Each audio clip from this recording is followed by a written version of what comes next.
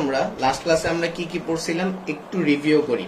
Last ক্লাসে আমরা পড়ছিলাম আয়নীকরণ শক্তি, তড়িৎ ঋণাত্মকতা, ইলেকট্রন আসক্তি, এগুলার কিছু ব্যাখ্যা আমরা দিছি আর এবং এই রিলেটেড কিছু কোশ্চেন আমরা সলভ করছি যেগুলো বিগত বছরগুলোতে বোর্ড পরীক্ষায় সচরাচর আসে এবং অ্যাডমিশন টেস্টের জন্য যেসব কোশ্চেনগুলো ইম্পর্টেন্ট। আজকে আমরা সেই ক্লাসটারই পরবর্তী অংশ থেকে শুরু করব। আজকে আমাদের এই ক্লাসের প্রথম কোশ্চেন হচ্ছে, আমরা কোশ্চেনটা আগে দেখি। আচ্ছা, ক্লাসের শুরুর আগে তোমাদেরকে আরেকটা জিনিস বলে দেই যে আমাদের গ্রুপের পক্ষ থেকে বেস্ট নোট চ্যালেঞ্জ ক্যাম্পেইন শুরু হয়েছে। তো প্রত্যেক ক্লাসের নোট তোমরা সুন্দরভাবে করবা, করে সেই নোটের ছবি তোমরা গ্রুপে দিবা। যার নোটটা সবচেয়ে সুন্দর হবে, যার নোটটা সবচেয়ে বেস্ট সিলেকশন রাউন্ডে যাবে, সে জয়কলি পাবলিকেশনসের পক্ষ থেকে তোমরা একটা গিফট পাবা, একটা উপহার পাবা।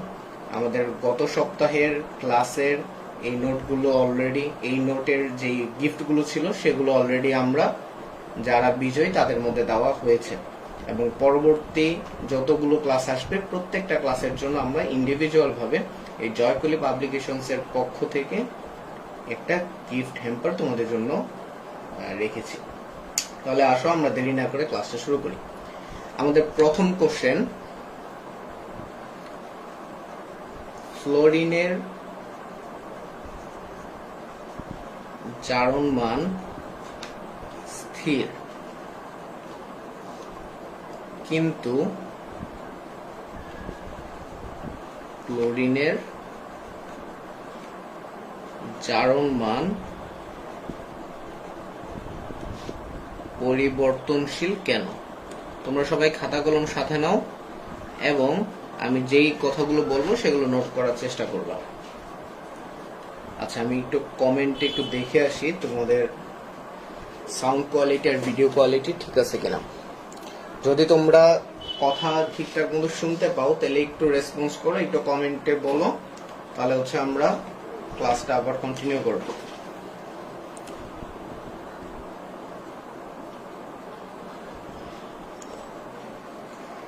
আচ্ছা, আমরা ক্লাসে চলে যাই।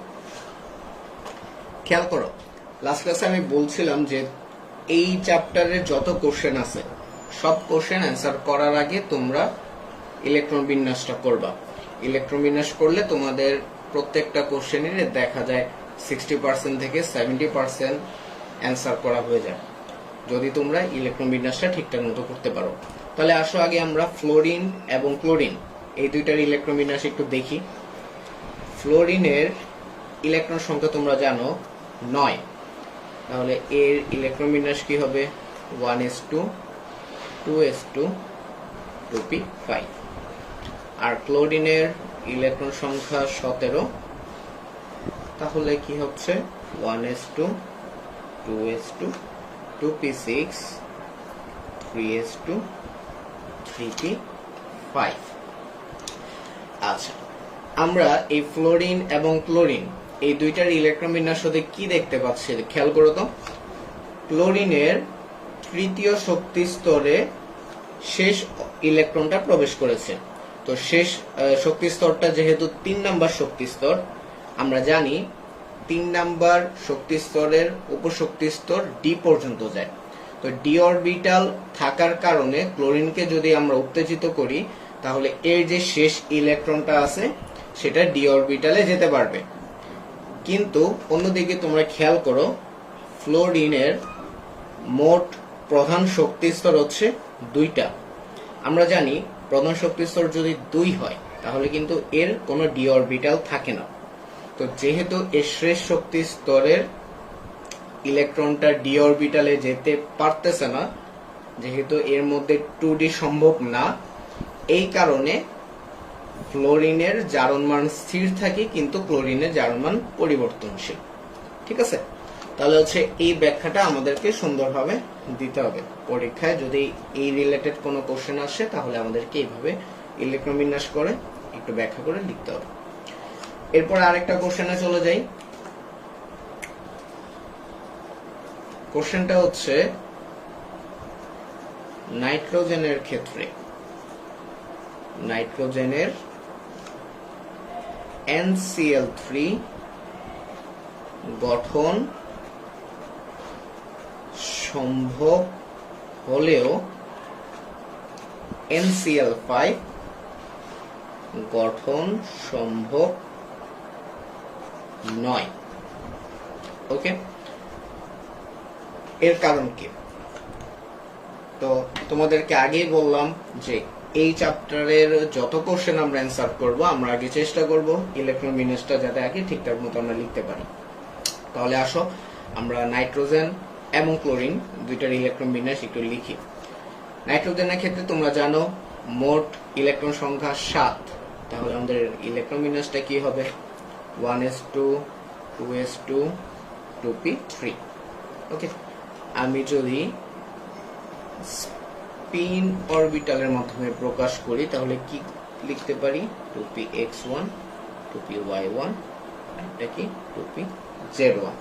এই আর ক্লোরিনের ক্ষেত্রে ইলেকট্রন বিন্যাস অলরেডি আমরা দেখে আসছি এর আগের কোশ্চেনে। 1s2 2s2 2p6 3s2 3p3। ওকে, আচ্ছা এখন দেখো কারণটা একটু আমরা বোঝার চেষ্টা করি। দেখো NCl3 গঠনে কেন্দ্রীয় মৌল কোনটা? নাইট্রোজেন। তো এই কেন্দ্রীয় মৌল নাইট্রোজেনের ইলেকট্রন বিন্যাস থেকে আমরা দেখতে পাচ্ছি যে এর সর্বশেষ কক্ষপথের p অরবিটালে 3টা অযুগ্ম ইলেকট্রন আছে। ওকে, আবারও বলতেছি, কেন্দ্রীয় মৌল নাইট্রোজেনের ইলেকট্রন বিন্যাস থেকে আমরা দেখতে পাচ্ছি যে এর সর্ববহিস্থ কক্ষপথে অর্থাৎ p অরবিটালে 3টা অযুগ্ম ইলেকট্রন আছে। তো 3টা অযুগ্ম ইলেকট্রন থাকা মানে কি? 3টা ফাঁকা স্থান আছে। তাই নাইট্রোজেন সর্বোচ্চ 3টা সমযোজী বন্ধন গঠন করতে পারবে এবং এই 3টা সমযোজী বন্ধন গঠন করে এরা যৌগ গঠন করবে। কিন্তু NCl5 যদি গঠন করতে হয় তাহলে নাইট্রোজেনের ক্ষেত্রে আমাদের ফাঁকা স্থান থাকা লাগবে কয়টা? 5টা। কিন্তু নাইট্রোজেনের ক্ষেত্রে দেখা যাচ্ছে যেটা সম্ভব নয়, কারণ নাইট্রোজেনের সর্বোচ্চ 3টা ফাঁকা স্থান আছে। তাই আবার খেয়াল করো, এই জায়গার যে তোমার এই S এর ক্ষেত্রে যে এই ডাবল বন্ডটা যে ভাঙবে, উত্তেজিত হয়ে ভাঙবে, সেটাও কিন্তু সম্ভব হবে না। কেন হবে না? কারণ প্রধান শক্তি স্তর সংখ্যা 2। তো প্রধান শক্তি স্তর সংখ্যা 2 হওয়ার কারণে কি হইলো? আমরা এই জায়গায় ডি অরবিটাল পাচ্ছি না। ডি অরবিটাল শুরু হয় তৃতীয় শক্তি স্তর থেকে। তাই এইটাও যেহেতু আমরা ভাঙতে পারতেছি না এবং আমাদের এইখানে অযুগ্ম ইলেকট্রন সংখ্যা আছে 3টা, অর্থাৎ ফাঁকা স্থান আছে 3টা, তাই আমরা NCl3 গঠন করতে পারলেও NCl5 গঠন করতে পারবো না। ওকে, তাহলে হচ্ছে তোমরা ব্যাখ্যাটা কিভাবে দিবা পরীক্ষায়? এইভাবে লিখবা যে নাইট্রোজেনের শেষ শক্তি স্তরে সর্ববহিস্থ কক্ষপথে 3টা অযুগ্ম ইলেকট্রন আছে। তাই নাইট্রোজেন সর্বোচ্চ 3টা সমযোজী বন্ধন গঠন করতে পারবে। কিন্তু NCl5 এর ক্ষেত্রে সেটা সম্ভব হবে না, কারণ নাইট্রোজেনের সর্বশেষ শক্তি স্তর 2 হওয়ায় এর মধ্যে কোনো ডি অরবিটাল নাই, যার কারণে এই মৌলে ডি অরবিটালে ইলেকট্রন স্থানান্তর হওয়া সম্ভব নয়। তাই NCl3 গঠন করা সম্ভব হলেও NCl5 গঠন করা সম্ভব নয়। ঠিক আছে, তো এই কোশ্চেনটা আমাদেরকে দেখা লাগবে। এরপর আরেকটা কোশ্চেন লিখো, আজকের 3 নাম্বার কোশ্চেন। ফসফরাস PCl3 এবং PCl5 গঠন করতে পারে কেন? আগের কোশ্চেনটারই অনুরূপ কোশ্চেন। ওকে, এইটা করার জন্য এটা তোমাদের SW থাকবে। আগের কোশ্চেনের হেল্প নিয়ে তোমরা এই কোশ্চেনটা অ্যান্সার করার চেষ্টা করবা এবং আমাদের যে বেস্ট নোট চ্যালেঞ্জ ক্যাম্পেইনটা চলতেছে সেই জায়গায় এই কোশ্চেনটা ইনক্লুড করবা এবং নিজে থেকে এটা অ্যান্সার করার চেষ্টা করবা। ওকে, আমি একটু হিন্টস দিয়ে দিই এটা কিভাবে করবা। আমরা এই চ্যাপ্টারের যত কোশ্চেন আছে সব কোশ্চেন সলভ করার আগে আমরা ইলেকট্রন বিন্যাসের দিকে নজর দিব।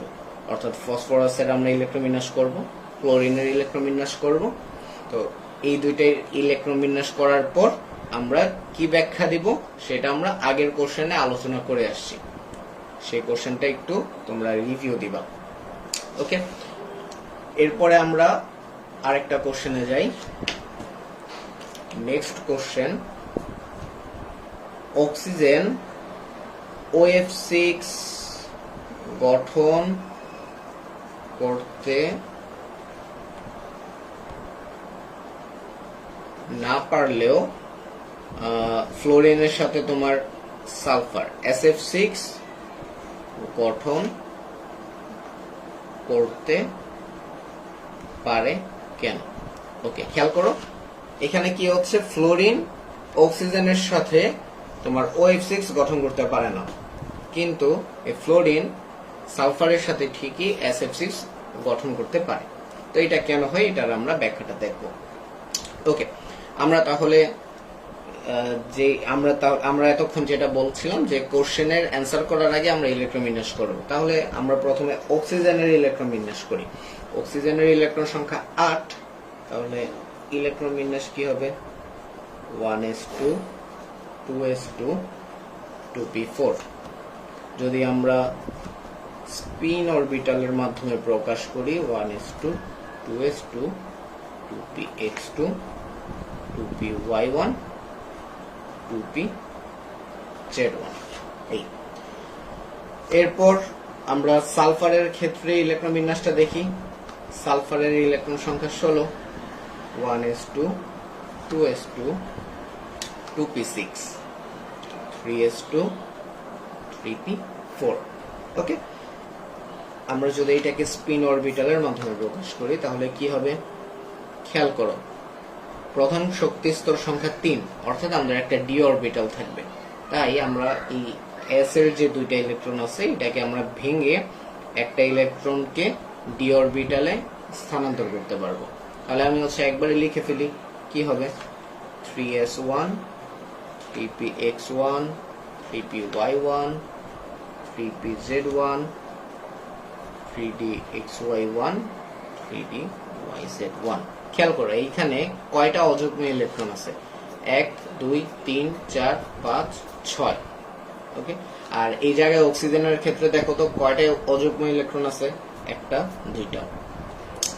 এই 2px2টা তো ভেঙে আমরা সামনেও যেতে পারতেছি না, জেড অরবিটালেও ডি অরবিটালে যেতে পারতেছি না। কেন পারতেছি না, কারণ এই প্রধান শক্তি স্তর সংখ্যা যদি 2 থাকে তাহলে আমরা ডি অরবিটাল পাবো না। ওকে, তো দেখা যাচ্ছে যে এইখানে তোমার ফাঁকা স্থান আছে 2টা, তাই 2টা ফ্লোরিন এসে যুক্ত হইতে পারলেও 6টা এসে যুক্ত হইতে পারবে না। কিন্তু সালফারের ক্ষেত্রে ফাঁকা স্থান 6টা আছে, তাই 6টা ফাঁকা স্থানে 6টা ফ্লোরিন এসে যুক্ত হয়ে যৌগ গঠন করতে পারবে। ওকে, এরপরে আমরা যাই আমাদের পরের কোশ্চেন। এটা হোমওয়ার্ক থাকবে, সহজ কোশ্চেন, বাসায় চেষ্টা করবে। সালফারের যোজনী 264 বা 246 তিনটাই সম্ভব হয় কেন? এটা হচ্ছে তোমাদের বাসায় হোমওয়ার্ক থাকবে। তোমরা বেস্ট নোট চ্যালেঞ্জ ক্যাম্পেইন যেটা চলতেছে সেটার মধ্যে এই কোশ্চেনটা ইনক্লুড করবে। ওকে, এরপর আমরা তাহলে নেক্সট কোশ্চেনে চলে যাব। ওকে, আমরা তাহলে নেক্সট কোশ্চেনে যাই। নেক্সট কোশ্চেনে আমরা নতুন একটা টপিক শিখব, প্যারাম্যাগনেটিক, ডায়াম্যাগনেটিক, ফেরোম্যাগনেটিক। এই তিনটা মানে কি? ওকে, আমরা তাহলে প্যারাম্যাগনেটিক থেকে শুরু করি। ভালো মতো শুনবা, এগুলো সহজ জিনিস, আমরা একটু রিভিউ দেওয়ার চেষ্টা করতেছি। প্যারাম্যাগনেটিক, তো প্যারাম্যাগনেটিক পদার্থ কোনগুলা? প্যারাম্যাগনেটিক পদার্থ হলো যেই সকল পদার্থ চৌম্বক ক্ষেত্র দ্বারা দুর্বলভাবে আকর্ষিত হবে। আমি আবারও বলতেছি, চৌম্বক ক্ষেত্র দ্বারা যেসব পদার্থ দুর্বলভাবে আকর্ষিত হবে। ওকে, দুর্বলভাবে কেন আকর্ষিত হবে? কারণ এদের বহিস্থ শক্তি স্তরে আমাদের কম সংখ্যক অযুগ্ম ইলেকট্রন থাকবে। ক্লিয়ার? বহিস্থ শক্তি স্তরে কম সংখ্যক অযুগ্ম ইলেকট্রন থাকার কারণে এরা দুর্বলভাবে আকর্ষিত হবে। তাহলে পরীক্ষায় যদি সংজ্ঞা আসে, 1 নম্বরের জন্য আসে, কোশ্চেন আসে প্যারাম্যাগনেটিক পদার্থ কি, তোমরা সুন্দরভাবে লিখবা যে সকল পদার্থ চৌম্বক ক্ষেত্র দ্বারা দুর্বলভাবে আকর্ষিত হয় তাদেরকে প্যারাম্যাগনেটিক পদার্থ বলে। যদি একটু বড় কোশ্চেন আসে, অনুধাবনমূলক আসে, তাহলে আরেকটু ব্যাখ্যা লিখবা যে এদের সর্ববহিস্থ শক্তি স্তরে কম সংখ্যক অযুগ্ম ইলেকট্রন থাকে এবং এদের অযুগ্ম ইলেকট্রনের ঘূর্ণনের কারণে ম্যাগনেটিক মেসোমেন্টের সৃষ্টি হয়, তাই এরা চৌম্বক ক্ষেত্র দ্বারা আকৃষ্ট হয়। উদাহরণ কি হইতে পারে? উদাহরণ স্ক্যান্ডিনিয়াম। স্ক্যান্ডিনিয়াম হলো প্যারা চুম্বক পদার্থ। ওকে, এরপর আমরা চলে যাই পরের টপিক, ডায়াম্যাগনেটিক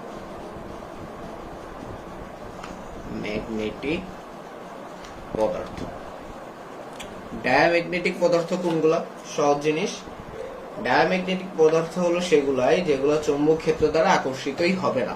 ওকে, এদের সাথে চৌম্বক ক্ষেত্রের কোনো আকর্ষণ চলবে না, তাদেরকে বলা হয় ডায়াম্যাগনেটিক পদার্থ।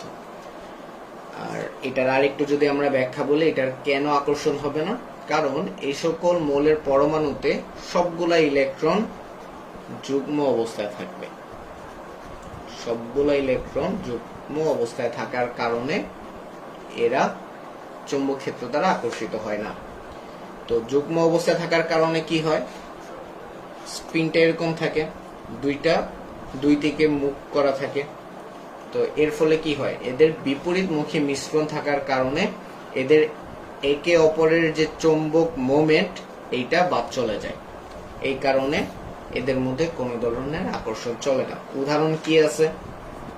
উদাহরণ আছে তোমার জিঙ্ক, কপার। এদের দেখবা সব অরবিটাল পূর্ণ অবস্থায় থাকে এবং এরা হচ্ছে তোমার দুইটা করে থাকে, জোড়া থাকে। এই কারণে এদের মধ্যে কোনো আকর্ষণ চলে না। এরপর চলে যাই আমরা ফেরোম্যাগনেটিক পদার্থ কোনগুলা সেটার সংজ্ঞা। এগুলো সুন্দরভাবে নোট করে পড়ালেখা করবা। ফেরোম্যাগনেটিক পদার্থ কোনগুলো? যে সকল পদার্থ চৌম্বক ক্ষেত্র দ্বারা প্রবলভাবে আকর্ষিত হবে।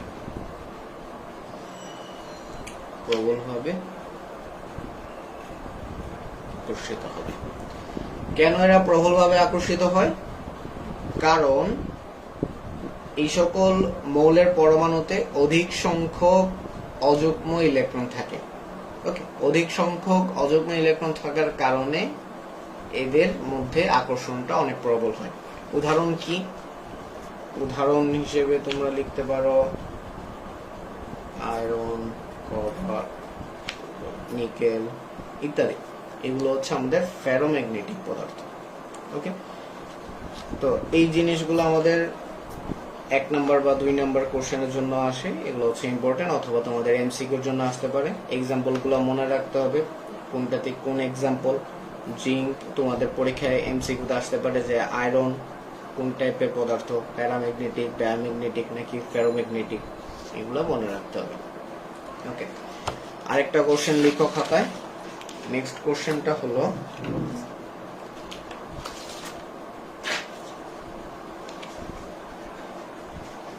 জটিল যৌগ থেকে। আমরা আজকে জটিল যৌগ শুরু করব। জটিল যৌগের কিছু পড়ার চেষ্টা করব, আর নেক্সট ক্লাসে আমরা জটিল যৌগের বিভিন্ন উদাহরণ দেখব। জটিল যৌগ কিভাবে গঠিত হয় আমরা কয়েকটা ধাপ ভিত্তিকভাবে আলোচনা করার চেষ্টা করব। আজকে আমরা কিছু সংজ্ঞা এবং এই রিলেটেড কিছু টার্মের সাথে আমরা পরিচিত হব। আসলে আগে আমরা একটা উদাহরণ দিয়ে বোঝার চেষ্টা করি। এইটাতে দেখো, এইটাতে অনেকগুলো মৌল আছে, পটাশিয়াম, আয়রন, তারপর সায়ানাইড। তো এই সবগুলো একসাথে কম্বাইন করেই হয় আমাদের হচ্ছে জটিল যৌগ। তো প্রত্যেকটার ইন্ডিভিজুয়াল নাম আছে, প্রত্যেকটা কি কি। যেমন এই যে এখানে যে একটা 6 দেখা যাচ্ছে, এই 6টাকে বলা হয় লিগ্যান্ড সংখ্যা অথবা সন্নিবেশ সংখ্যা। এরপর দেখো এই যে জিনিসটা যুক্ত আছে এই আয়রনের সাথে, এটাকে বলা হয় লিগ্যান্ড। লিগ্যান্ড কি আবার আমরা সামনে একটু আলোচনা করতেছি। এই যে এই আয়রনটা এখানে আছে, এই আয়রনটা কি? আয়রনটা হলো কেন্দ্রীয় পরমাণু। ওকে, আর এই জায়গার যে পটাশিয়ামটা আছে এটা কি? এটা হলো কাউন্টার আয়ন বা ক্যাটায়ন, যেটা বলুন। ওকে, আমি কাউন্টার আয়ন লিখলাম। তো এটার নাম কি? পুরোটাকে একসাথে কি বলা হয়? এটার নাম হচ্ছে পটাশিয়াম হেক্সাসায়ানোফেরেট। ওকে, তো আমরা জটিল যৌগের নামকরণ আমরা শিখব এবং এই রিলেটেড যে ধরনের কোশ্চেনগুলো পরীক্ষায় আসে সেগুলো আমরা প্র্যাকটিস করার চেষ্টা করব। আসো এবার আমরা এই লিগ্যান্ড জিনিসটা কি, লিগ্যান্ডের সাথে একটু পরিচিত হই। লিগ্যান্ড কি? হেডলাইন দাও, লিগ্যান্ড। আজকে আমরা এই লিগ্যান্ড রিলেটেড কিছু পড়ালেখা করব। লিগ্যান্ড কি? লিগ্যান্ড হলো জটিল যৌগে কেন্দ্রীয় পরমাণু বা আয়নের সাথে সন্নিবেশ বন্ধনের মাধ্যমে যে অণু বা আয়ন যুক্ত থাকে। আমি আবার বলতেছি, লিগ্যান্ড কি? লিগ্যান্ড হলো কোন জটিল যৌগে কেন্দ্রীয় পরমাণু বা আয়নের সাথে সন্নিবেশ বন্ধনের মাধ্যমে যে অণু বা আয়ন যুক্ত থাকে তাদেরকে বলা হয় লিগ্যান্ড। ওকে, তো নিঃসঙ্গ ইলেকট্রন যুগল প্রদানকারী পরমাণুগুলা কে বলা হয় লিগ্যান্ড। আমি খাতায় লিখে দিচ্ছি, এই জিনিসটা খাতায় লিখবো অবশ্যই। নিঃসঙ্গ ইলেকট্রন যুগল প্রদানকারী পরমাণু আয়ন বা যৌগকে লিগ্যান্ড বলে। ওকে, তাহলে এবার আসো আমরা লিগ্যান্ডের কিছু প্রকারভেদ দেখি। লিগ্যান্ডকে আমরা বিভিন্ন ভাবে ভাগ করতে পারি। তো নিঃসংযোজর লিগ্যান্ডের উপর ভিত্তি করে আমরা নিঃসংযোজর ইলেকট্রনের উপর নির্ভর করে আমরা লিগ্যান্ডকে 3 ভাগে ভাগ করতে পারি। এই 3টা ভাগ কি কি? 3টা ভাগ হলো মনোডেন্টেড, বাইডেন্টেড আর একটা হচ্ছে পলিডেন্টেড।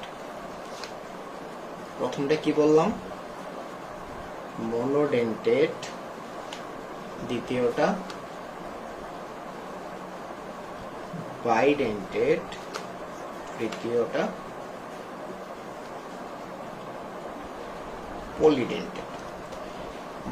মনোডেন্টেড জিনিসটা কি? মনোডেন্টেড হলো যে সকল লিগ্যান্ডের যোজনী 1, ওকে, মানে যে সকল লিগ্যান্ডের যোজনী -1 তাদেরকে বলা হয় একদন্তী বা মনোডেন্টেড। ঠিক আছে, তো এদের উদাহরণ কি হইতে পারে? এদের উদাহরণ CN-, F-, Cl-, আর কি আছে?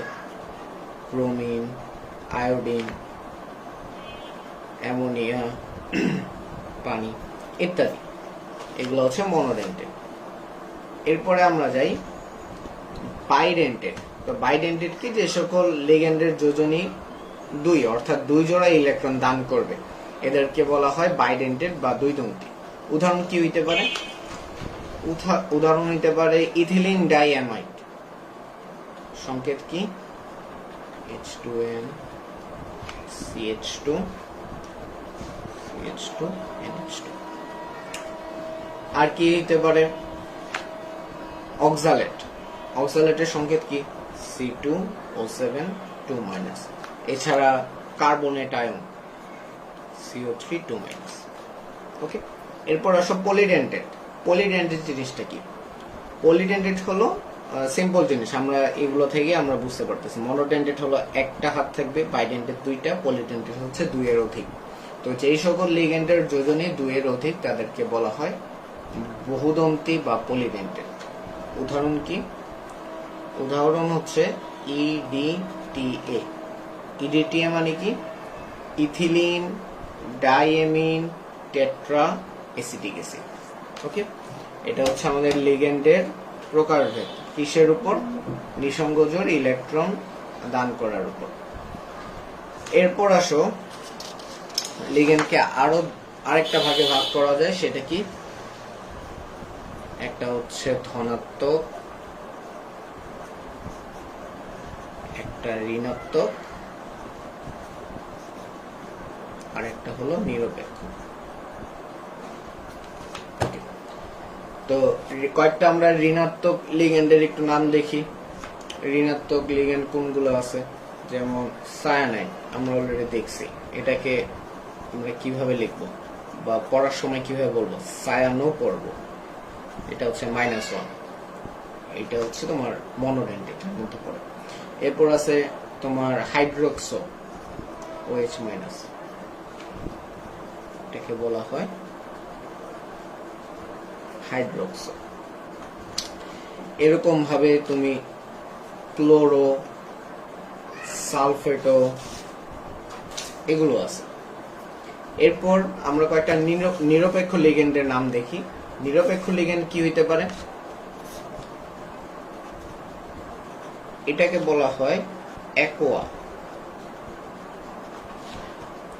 এছাড়া আছে তোমার অ্যামিন, কার্বনিল,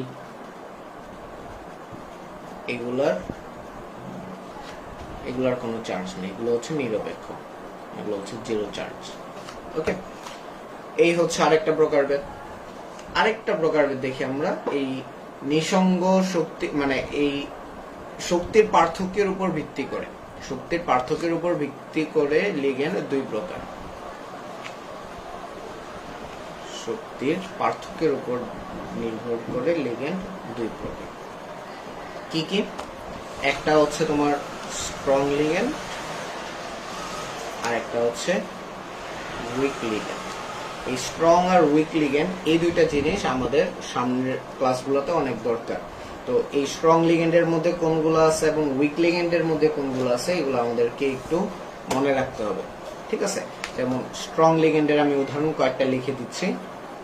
কার্বনিল, সায়ানো, এমিন, এই। ঠিক আছে, এবং উইক লিগ্যান্ডের কয়েকটা উদাহরণ দেখি আমরা। পানি মানে হচ্ছে aqua, fluorine, chlorine, bromine, iodine থেকে যেগুলো পাই এগুলো। এই জায়গায় এটা কেন উইক লিগ্যান্ড? কারণ এই ক্ষেত্রে আমাদের স্পিন অপরিবর্তিত অবস্থায় থাকে। ওকে, আর এই ক্ষেত্রে এটা কেন স্ট্রং?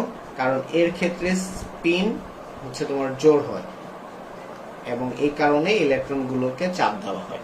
তো এই স্ট্রং লিগ্যান্ড এবং উইক লিগ্যান্ড, এই জিনিসগুলো আমাদেরকে আরেকটু ভালো মতো মনে রাখতে হবে এবং সামনের ক্লাসগুলোতে আমাদেরকে এই জিনিসগুলো দরকার লাগবে। তাহলে হচ্ছে আজকের ক্লাসে আমরা কি কি শিখলাম? আমরা প্রথম দিকে কয়েকটা কোশ্চেন অ্যানালাইসিস করলাম এবং কয়েকটা কোশ্চেন বোঝার চেষ্টা করছি, কিছু অনুধাবনমূলক কোশ্চেন, এবং এরপর আমরা লিগ্যান্ডে চলে আসছি, অর্থাৎ জটিল যৌগের মধ্যে চলে আসছি, এবং জটিল যৌগ রিলেটেড আরেকটা ক্লাস হবে। সেই জায়গায় আমরা কিভাবে জটিল যৌগ গঠন হয় বা জটিল যৌগের নামকরণ কিভাবে হয় সেগুলো নিয়ে আমরা আলোচনা করব। এরপরের এই চ্যাপ্টারের আরেকটা টপিক হচ্ছে আমাদের আমাদের রাসায়নিক ধর্ম, পর্যায়বৃত্ত ধর্ম, এবং এরপরে হচ্ছে আমাদের রাসায়নিক বন্ধন, রাসায়নিক বন্ধন। সেই বন্ধনের মধ্যে আমরা কিছু পড়ার চেষ্টা করবো। আয়নিক বন্ধন, সমযোজী বন্ধন, সন্নিবেশ সমযোজী বন্ধন, ভ্যান ডার ওয়ালস বন্ড, এই রিলেটেড কোশ্চেনগুলো আমরা, তারপর ফাজানের নীতি, এই জিনিসগুলো আমরা পড়ব। তাহলে এই চ্যাপ্টারের ফার্স্ট ক্লাসের যে লেকচারটা ছিল সেটা তোমরা নোট করার চেষ্টা করবা। তখন যেহেতু আমরা বেস্ট নোট চ্যালেঞ্জ ক্যাম্পেইন শুরু করিনি, তাই সেটা আমাদের এর মধ্যে ইনক্লুড থাকবে না। তবে তোমরা যদি এই লেকচারের সাথে আগের লেকচারটা কম্বাইন করে জমা দাও তাহলে সবচেয়ে বেটার হবে। ঠিক আছে, তাহলে এই পর্যন্ত একটু নোট করার চেষ্টা করবো। আমরা নেক্সট ক্লাসে এই জটিল যৌগের পরবর্তী অংশ থেকে আমরা শুরু করব। তাহলে আজকের ক্লাস এই পর্যন্তই। সবাই ভালো থাকো এবং আমাদের ক্যাম্পেইনে অংশ নাও। অংশ নিয়ে জয়কলি পাবলিকেশনস এর পক্ষ থেকে যেই গিফট দেওয়া হয় সেই গিফটটা তোমরা জিতে নাও আর কি, জিতে তোমরা সামনের দিকে আরো অগ্রসর। তাহলে আজকের ক্লাসে এই পর্যন্ত, সবাই ভালো থাকো। এই ক্লাসে যদি কারো কোনো সমস্যা থাকে তোমরা কমেন্ট বক্সে জানাতে পারো অথবা গ্রুপেও জানাতে পারো, এছাড়া যদি ইনবক্সে জানাতে চাও তাও পারো। যদি সমস্যা থাকে তাহলে তোমরা অবশ্যই আমাদেরকে জানাবে। তাহলে আজকের ক্লাসে এই পর্যন্ত, সবাই ভালো থাকো।